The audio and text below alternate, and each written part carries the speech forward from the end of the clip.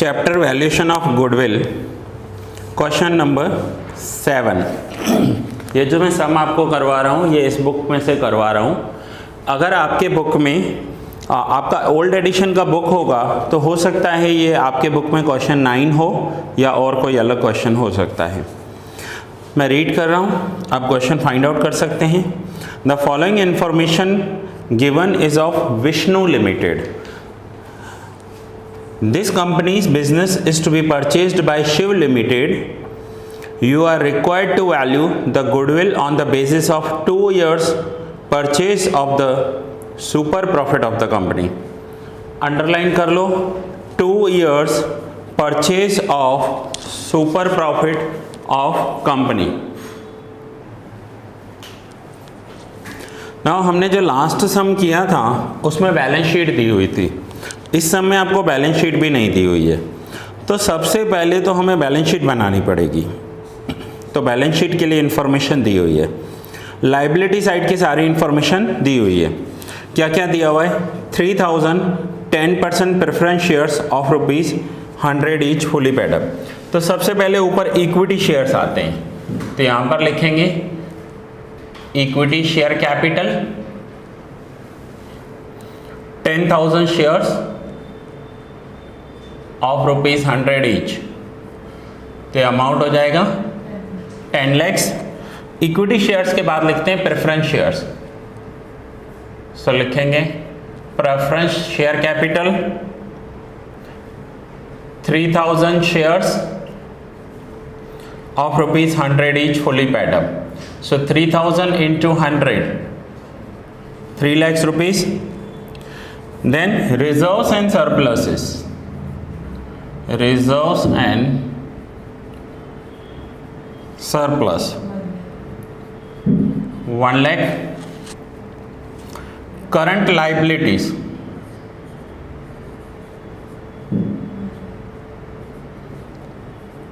current liabilities 1 lakh। provision for taxation, provision for tax 50,000 and depreciation fund 50,000। सो इसका total करेंगे, total हुआ 16 lakhs rupees. अब अगर balance sheet में लायबिलिटी साइड टोटल 16 lakhs है तो एसेट्स भी 16 lakhs ही होने चाहिए। सो एसेट्स में थोड़ा सा नीचे आ जाओगे आप, तो वहाँ पर दिया हुआ है परसेंटेज में total assets of the business were distributed as under. So सबसे पहले फिक्स्ड एसेट्स, फिक्स्ड एसेट्स में लिखा हुआ है 70% ऑफ टोटल एसेट्स। तो ये जो टोटल एसेट्स है ना 16 lakhs, मैं उसका 70% कर रहा हूँ। सो ये आंसर होगा 11,20,000। देन फिक्स्ड एसेट्स के बाद नेक्स्ट आते हैं इन्वेस्टमेंट्स। इन्वेस्टमेंट्स में 2 टाइप्स के इन्वेस्टमेंट्स हैं, trading and non trading. Investments के बाद आते हैं करंट एसेट्स एंड लास्ट में आते हैं फिक्टिशियस एसेट्स।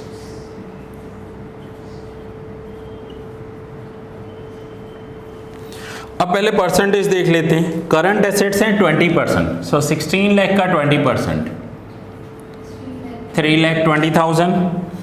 इन्वेस्टमेंट्स 5%, सो 16 लाख का 5% तो वो होगा 80,000।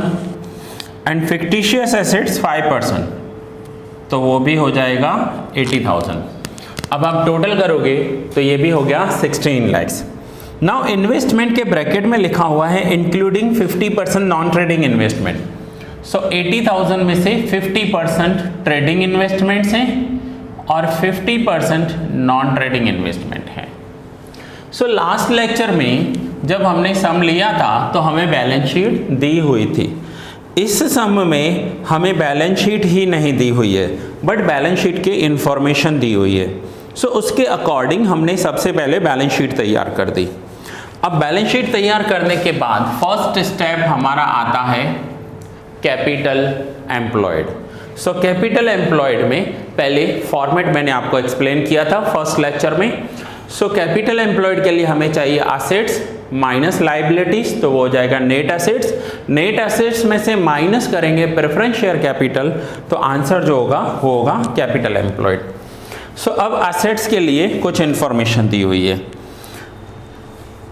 अब असेट्स के इंफॉर्मेशन में देखते हैं क्या क्या इंफॉर्मेशन दी हुई है।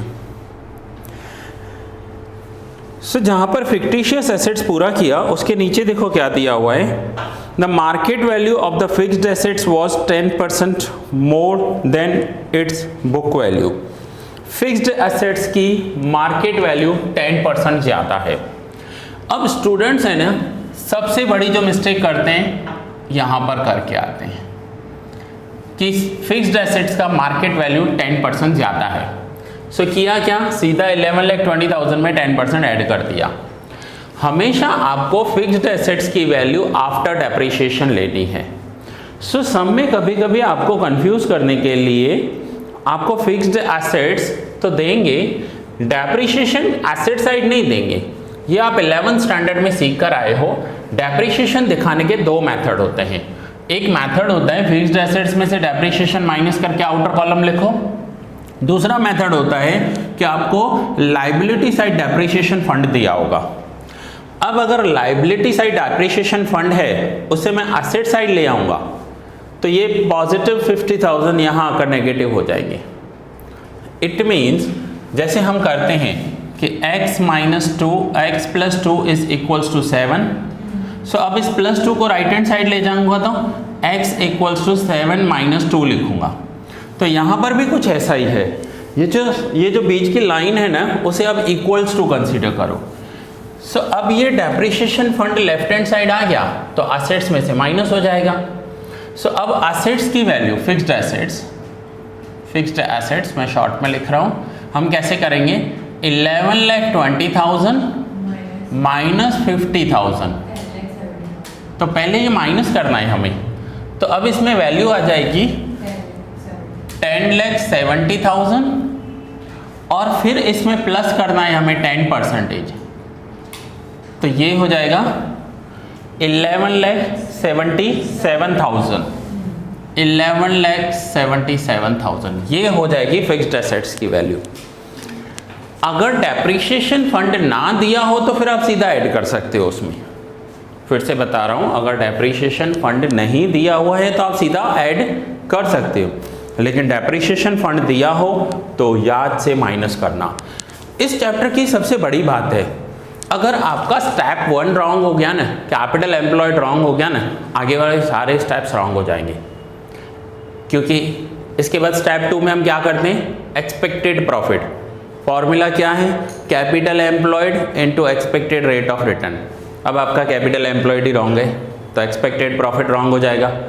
फिर नेक्स्ट आता है सुपर प्रॉफिट, वो भी रॉन्ग हो जाएगा, पूरा सम ही रॉन्ग हो जाएगा। सो स्टेप 1 में मिस्टेक की, सारे स्टेप्स आपके रॉन्ग निकलेंगे। सो स्टेप 1 में ये पॉइंट ध्यान में रखना। कभी कभी लास्ट में ध्यान में आता है, पूरे सारे स्टेप्स करने के बाद अरे ये रह गया, सो उस बात पे ध्यान देना। देन आगे वहीं पर ही मैं कंटिन्यू कर रहा हूँ। The market value of the fixed assets was 10% more than it's book value while the current assets were over valued by 10%। Current assets over valued हैं, तो यहाँ पर पहले करंट एसेट्स। अब करंट एसेट्स में क्या क्या आता है, तो करंट एसेट्स में आता है stock, debtors, bills receivable, cash, bank. तो इनका कहने का मतलब है करंट एसेट ओवर वैल्यूड कर दिए हैं, मीन्स वैल्यू से ज़्यादा लिख दिया है, इतनी वैल्यू है नहीं। कितना ओवर वैल्यूड हो गया है, 10,000। तो इट मीन्स 3,20,000 में से 10,000 माइनस करेंगे, 3,10,000। सपोज करो आप मार्केट में कोई प्रोडक्ट लेने गए, एक एग्जांपल लेते हैं, मेडिकल स्टोर पर गए, आपने कुछ मेडिसिन लिए, ठीक है, उसने बिल बनाया, बिल है 1,000 रुपीज़, लेकिन आपने काउंट किया तो वो हो रहा है 900। तो आप उसे कौन सी वर्डिंग यूज़ करोगे? आप वर्डिंग यूज़ करोगे कि आपने 100 रुपीज़ ओवर चार्ज किया है। ओवर चार्ज किया है में ज़्यादा लिख दिया है, तो यहाँ पर भी वही वर्डिंग्स हैं। करंट एसेट्स ओवर वैल्यूड हो गए हैं। ओवर वैल्यूड हो गए मीन्स इतने होने नहीं चाहिए।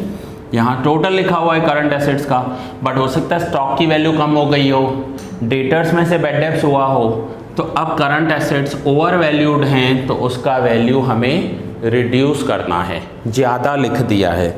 सो 10,000 माइनस करेंगे। क्लियर है यहाँ तक? पॉइंट समझ में आई? नेक्स्ट यहाँ लिखा हुआ है fictitious assets were over valued bye 5,000। Fictitious assets 5,000 over valued हो गए। फिक्टिशियस एसेट्स ओवर वैल्यूड हो या ना हो कोई फ़र्क ही नहीं पड़ता, क्योंकि हम यहाँ फिक्टिशियस एसेट्स लेते ही नहीं है ना। यहाँ पर रूल है फिक्टिशियस एसेट्स लेने ही नहीं है, सो कोई फ़र्क नहीं पड़ता ओवर वैल्यूड है या नहीं है। सो पहले फिक्स्ड एसेट्स लिख दिए, करंट एसेट्स लिख दिए। Now investments. सो इन्वेस्टमेंट में कौन से इन्वेस्टमेंट्स यहाँ लिखे जाते हैं? Trading investment. ट्रेडिंग इन्वेस्टमेंट्स लिखेंगे। कितने हैं ट्रेडिंग इन्वेस्टमेंट्स? 40,000। फिक्टिशियस एसेट्स नहीं लिखेंगे। अब ये हमने लिख दिए हमारे सारे एसेट्स। अब इसका टोटल कर लो। 15,27,000 एसेट्स हो गए। अब इसमें से माइनस करेंगे लाइबिलिटीज। अब लाइबिलिटीज में देखो ऊपर से कौन कौन सी लाइबिलिटीज हैं। सो इक्विटी शेयर्स, प्रेफरेंस शेयर्स तो नहीं लेते, रिजर्व्स भी नहीं लेते। सो लाइबिलिटीज में है एक current liability 1 lakh and provision for tax 50,000। So liabilities minus करेंगे,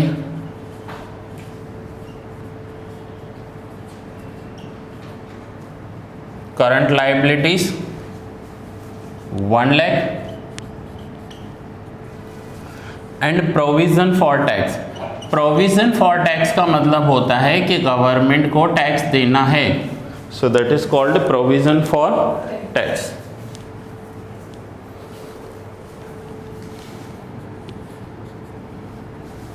वो है 50,000। सो टोटल लाइबिलिटी हुई 1,50,000। नाउ 15,27,000 में से 1,50,000 माइनस करेंगे 13,77,000 एंड 13,77,000 ये हमारा क्या हुआ? तो ये हुआ नेट एसेट्स। Net assets. अब इसमें से माइनस करेंगे प्रेफरेंस शेयर कैपिटल।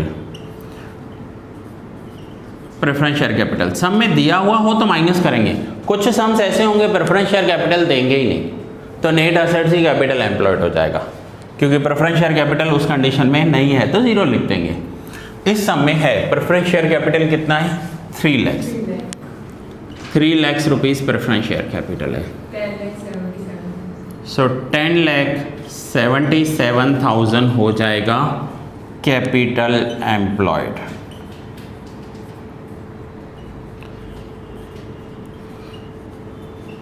ये हमारा फर्स्ट स्टेप पूरा हुआ इस सम का। फर्स्ट स्टेप जिसमें हमने कैपिटल एम्प्लॉयड कैलकुलेट किया।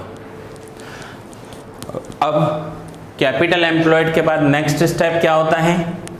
Expected profit. सो एक्सपेक्टेड प्रॉफिट के लिए इस समय क्या इंफॉर्मेशन दी हुई है?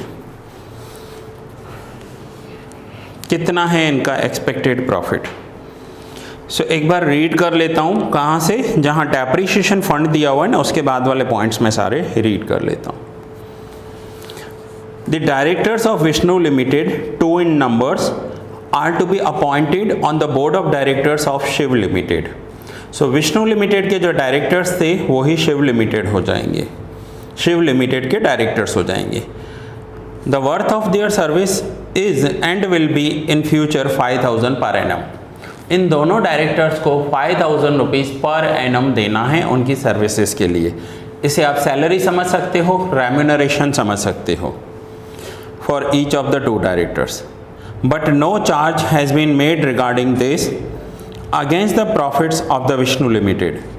अब पहले जो विष्णु लिमिटेड था ना, उसमें ये डायरेक्टर्स कुछ भी नहीं लेते थे, लेकिन अब शिव लिमिटेड जो बनने जा रही है उसमें ये डायरेक्टर्स 5000 पर एनम लेने वाले हैं. Total profit of the last 4 years before providing income tax at 50% is 28,40,000. अभी आपको टोटल प्रॉफिट दे दिया है 4 ईयर्स का, अलग अलग नहीं दिया है, वेटेड भी नहीं करना है, सिंपल टोटल प्रॉफिट दिए जाए. सो टोटल प्रॉफिट को divide by number of years करेंगे तो हमें एवरेज प्रॉफिट मिल जाएगा. Expected rate of return on capital employed is 8%. दूसरी मिस्टेक स्टूडेंट करते हैं, जल्दी से देखेंगे 8%, कैपिटल एम्प्लॉयड का 8% कर देंगे. नहीं, इस बिजनेस में 8% कैपिटल एम्प्लॉयड है expected rate, while rate of risk return on capital invested in this type of business in which company is engaged is 2%. 2% का रिस्क भी है. इट मीन्स जैसे आपको स्टैंडर्ड, छोटे स्टैंडर्ड में सिखाया जाता है ना कि नंबर लाइन ये 0 है, देन 1, देन 2, तो यहाँ पर होगा -1, -2. तो इस बिजनेस में अभी ये लोग 0 पे खड़े हैं क्योंकि न्यू बिजनेस स्टार्ट हो रहा है. हो सकता है 8% प्रॉफिट हो जाए, ये भी हो सकता है 2% का लॉस हो जाए. तो जब हम इसमें एक्सपेक्टेड रेट ऑफ रिटर्न गिनेंगे, सो 8% प्रॉफिट एंड 2% लॉस, तो एक्सपेक्टेड रेट ऑफ रिटर्न 10% गिनेंगे. Expected rate of return 10%. कैसे? देखो, सपोज करो आप बिजनेस कर रहे हो, अभी आपका लेवल ये है, 0 लेवल पे खड़े हो सकता है आप 8% प्रॉफिट करो, ये भी हो सकता है आप 2% लॉस कर लो. लेकिन अगर आपने 8% प्रॉफिट किया ना, इसका मतलब आप लॉस नहीं कर रहे हो और 8% प्रॉफिट कर रहे हो दूसरों के कंपेयर में. समझो आपके जैसा ही बिजनेस आपका कॉम्पिटिटर कर रहा है, वो 0 से 2% लॉस पे चला गया और आप 0 से 8% प्रॉफिट पे चले गए, तो उसके और आपके बीच का जो गैप हो जाएगा ना, वो 10% हो जाएगा. क्योंकि 0 से दोनों ने स्टार्ट किया, ये 0 लेवल है, वो 2% नीचे आ गया, आप 8% ऊपर चले गए, तो आप दोनों का जो गैप हो जाएगा ना, वो 10% हो जाएगा. सो इसलिए यहाँ पर एक्सपेक्टेड रेट ऑफ रिटर्न 10% लेंगे. इस सब में बहुत सारे न्यू पॉइंट्स हैं जो आपको ध्यान देने. सो एक्सपेक्टेड रेट ऑफ रिटर्न हो जाएगा 10%. नाउ यहाँ तक हमने कैपिटल एम्प्लॉयड कैलकुलेट किया. अब नेक्स्ट स्टेप करेंगे expected rate of return. So balance sheet आप नोट डाउन कर लो, जो ऑनलाइन देख रहे हैं वो भी नोट डाउन कर लो. सो आगे के स्टेप्स हम करेंगे.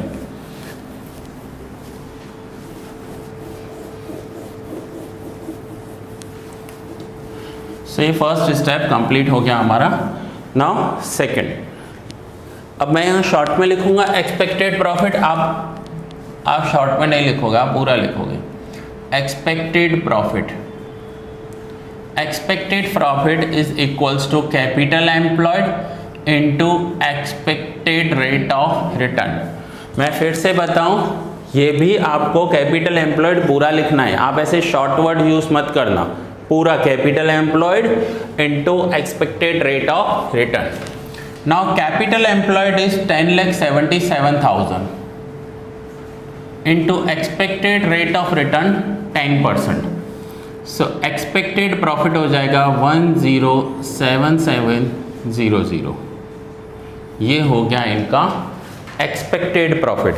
एक्सपेक्टेड प्रॉफिट का मतलब होता है एक्सपेक्टेशन, कि इस बिजनेस में से इनकी एक्सपेक्टेशंस क्या हैं. तो इस बिजनेस में से इनकी एक्सपेक्टेशंस हैं कि ये बिजनेस इनको 1,07,700 का प्रॉफिट करके देगा. अब एवरेज प्रॉफिट कितना है? हो सकता है सब में वेटेड एवरेज प्रॉफिट दिया हो तो वेटेड एवरेज करेंगे, नहीं दिया हो तो एवरेज प्रॉफिट कर देंगे. Simple average profit. So average profit क्या होगा? So average profit is equals to total profit divide by number of years. So total profit है 28,40,000, number of years 4. So average profit कितना हो जाएगा? 7,10,000. 10,000, ये एवरेज प्रॉफिट हो गया। अब इस एवरेज प्रॉफिट में एक एडजस्टमेंट दिया हुआ है जो पहले हमने नहीं सीखा, न्यू पॉइंट आ रही है। कौन सा? जो दो डायरेक्टर्स थे ना, जो पहले वाली कंपनी के जो डायरेक्टर्स थे विष्णु लिमिटेड के, वो न्यू कंपनी के भी डायरेक्टर्स बनने के लिए तैयार हैं, लेकिन पहले वाली कंपनी से कोई सैलरी या रेम्यूनरेशन नहीं लेते थे। अब ये जो नई कंपनी बनाई जा रही है ना, उस नई कंपनी से वो लोग सैलरी लेने वाले हैं। तो एवरेज प्रॉफिट में कुछ भी एक्सपेंस आ रहा है तो डिडक्ट कर देंगे और कुछ प्रॉफिट आ रहा है तो ऐड कर देंगे। समझो ये कंपनी लास्ट 4 साल से चल रही है, इसको आपको खरीदना है। तो आपने इसका एवरेज प्रॉफिट देखा 7,10,000 है। अब उसके जो दो डायरेक्टर्स हैं वो बोल रहे हैं हम न्यू कंपनी में भी डायरेक्टर बनने के लिए तैयार हैं, हम आपके पास भी डायरेक्टर बन जाएंगे, लेकिन पहले कुछ सैलरी नहीं लेते थे, पहले कुछ रेम्यूनरेशन नहीं लेते थे, अब यहाँ पर लेंगे। अब यहाँ पर लेंगे तो माइनस करना पड़ेगा, उतना प्रॉफिट कम हो जाएगा। तो सैलरी कितनी? 5,000 इंटू 2 डायरेक्टर्स, सो 10,000 सैलरी डिडक्ट कर देंगे तो इनका प्रॉफिट हो जाएगा 7 लाख रुपीस। तो ये है इनका एवरेज प्रॉफिट 7 लाख रुपीस। अब इस एवरेज प्रॉफिट में से ऊपर पॉइंट देखो क्या दी हुई थी एवरेज प्रॉफिट में से, बिफोर डेप्रिसिएशन है ये इनका प्रॉफिट, बिफोर डेप्रिसिएशन है, सॉरी बिफोर टैक्सेशन है, डेप्रिसिएशन नहीं, सॉरी बिफोर टैक्सेशन। तो टैक्स डिडक्ट करना पड़ेगा। सो पहले आप इतना नोट डाउन कर लो यहाँ तक, तो हम आगे के पॉइंट्स करें उसमें।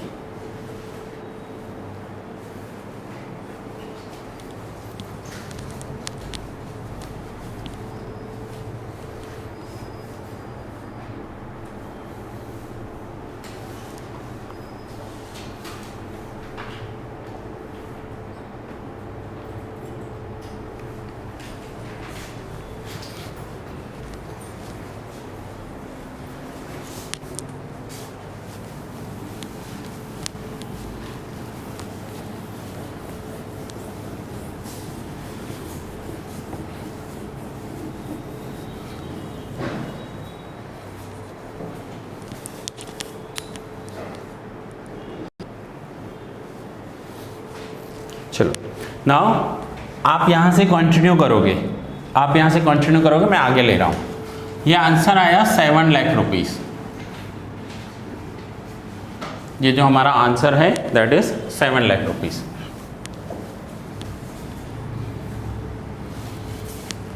अब 7 लाख रुपीस का जो प्रॉफिट है ये बिफोर टैक्स है, तो यहाँ पर 50% टैक्स देना है हमें गवर्नमेंट को एवरेज प्रॉफिट में से। अब 50% टैक्स दे दिया तो 7 लाख का 50% कितना होता है? 3,50,000। सो प्रॉफिट बाकी बचा 3,50,000। अब इस प्रॉफिट में से माइनस करते हैं। आप फॉर्मेट देख लो, फर्स्ट लेक्चर में मैंने फॉर्मेट आपको एक्सप्लेन किया है एवरेज प्रॉफिट का। अब यहाँ पर माइनस करते हैं interest on non trading investments. तो इनके नॉन ट्रेडिंग इन्वेस्टमेंट्स देखो कितने थे बैलेंस शीट में। जब हमने बैलेंस शीट बनाई थी तो इनके नॉन ट्रेडिंग इन्वेस्टमेंट्स थे 40,000 थे नॉन ट्रेडिंग इन्वेस्टमेंट्स। और वो जो नॉन ट्रेडिंग इन्वेस्टमेंट्स हैं उन नॉन ट्रेडिंग इन्वेस्टमेंट्स का रेट ऑफ रिटर्न क्या था? तो लास्ट लाइन देखो सम की, rate of interest on investment is 10%। So non trading investments हैं 40,000 के, उस पर 10% अगर इंटरेस्ट मिल रहा है तो वो हो जाएगा 4,000। माइनस करेंगे टैक्स 50%। सो 4,000 का 50% 2,000 टैक्स हो गया। सो ये 2,000 इंटरनल कर फिर फाइनली माइनस करेंगे तो 3,48,000 हुआ अमाउंट।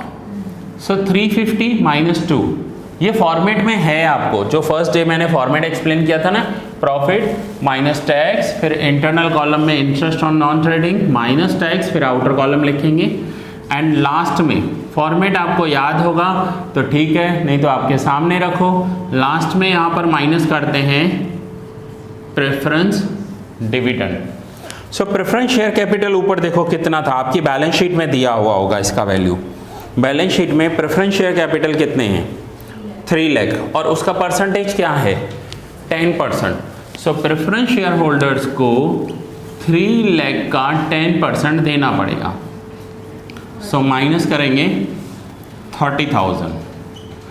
सो ये हो जाएगा 3,18,000 rupees average profit.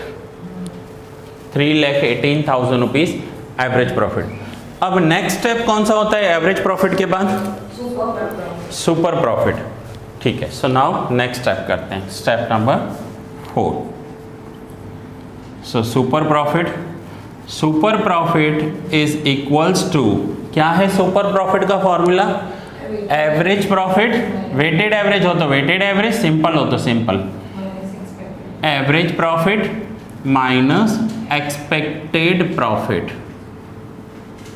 So average profit हुआ 3,18,000 माइनस एक्सपेक्टेशंस 107,700, 2,10,300। ये हो गया सुपर प्रॉफिट, स्टेप नंबर 4। ना उसके बाद step number 5 goodwill.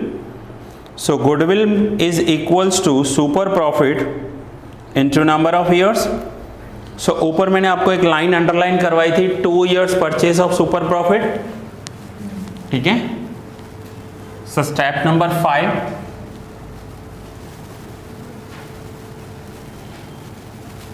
Goodwill is equals to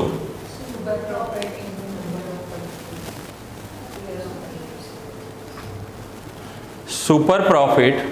so super profit into number of years, formula आप लिखोगे। ठीक है, super profit into number of years. तो सुपर प्रॉफिट कितना है 2,10,300 into number of years.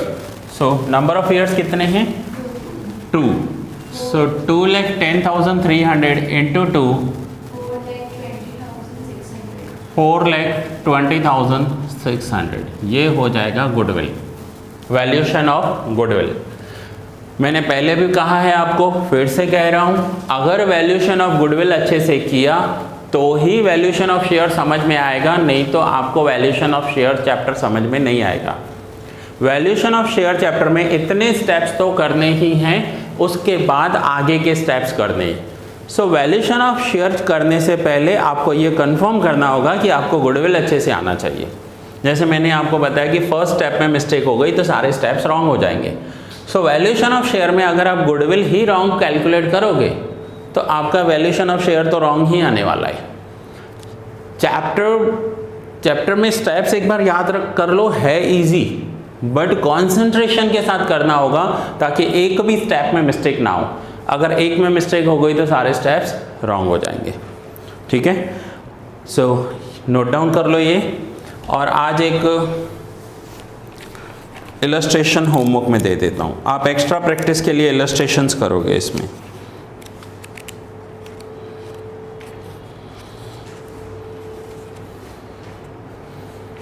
New addition में से ही दे रहा हूँ आपको illustration. Illustration 8, balance sheet of Vipul manufacturing company limited लिखा हुआ है। ये आप होमवर्क में ट्राई करोगे, इलस्ट्रेशन 8 फॉर एक्स्ट्रा प्रैक्टिस। सो ये नोट डाउन कर लो, नेक्स्ट लेक्चर में कंटिन्यू करेंगे।